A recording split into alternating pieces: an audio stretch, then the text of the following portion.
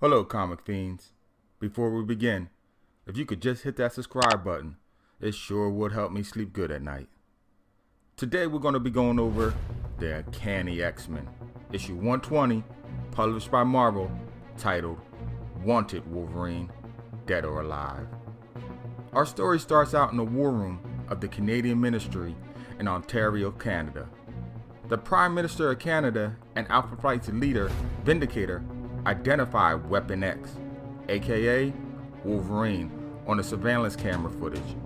Vindicator, aka James Hudson, tells his superior that he and his team known as Alpha Flight will capture Wolverine. He will not fail this time, as he did in his first attempt back in the Uncanny X-Men issue number 109.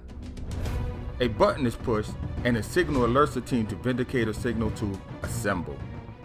Jean-Paul Barber, North Star, Michael Two Young Men, Shaman, Anne McKenzie, Sunbird, Walter Lankowski, Sasquatch, and Jean Marie Barber, Aurora.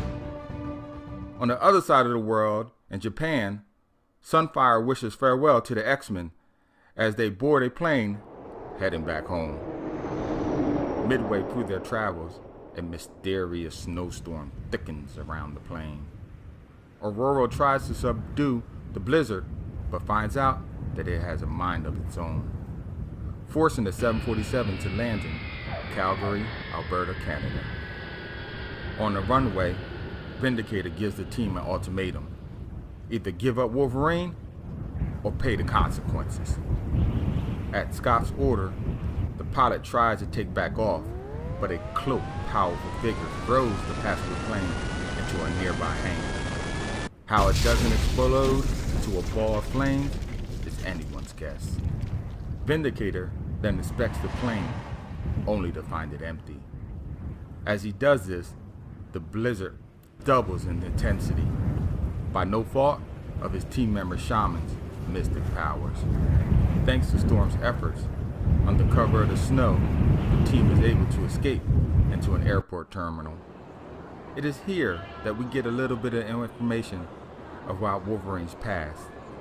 He informs the X-Men that the group pursuing them are not villains, but are in fact Canadian government agents, a group of superheroes.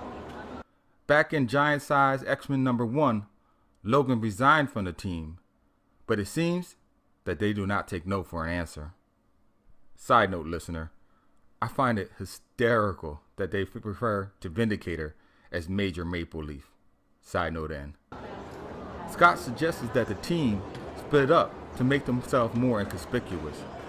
He designates a huge concrete tower in the center of Calgary as their meeting point. Somewhere in between the airport and the rendezvous point, Nightcrawler gets ambushed and subdued.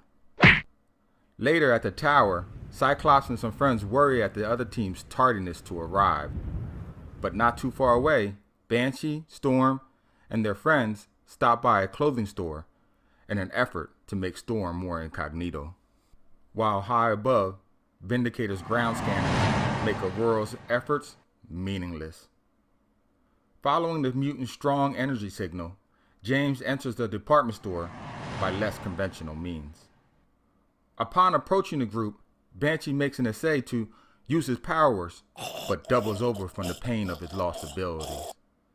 Storm mistakes her team's trauma as an assault from Major Maple Leaf. As a result, she lays waste into him before he has a chance to explain. Realizing that he is outclassed, Vindicator flees, but will be back for reinforcement. In another part of town, an unsuspecting Wolverine is ambushed, beaten unconscious, and then carried away to an unknown location. Finally, back at the rendezvous point, Banshee and Storm tell Scott all that has transpired, and Cyclops is not happy at all, vowing retribution. I understand why they took Wolverine, viewer, but why did Alpha Flight take Nightcrawler? Hit that bell icon to make sure you find out in the next episode. Until then, keep reading.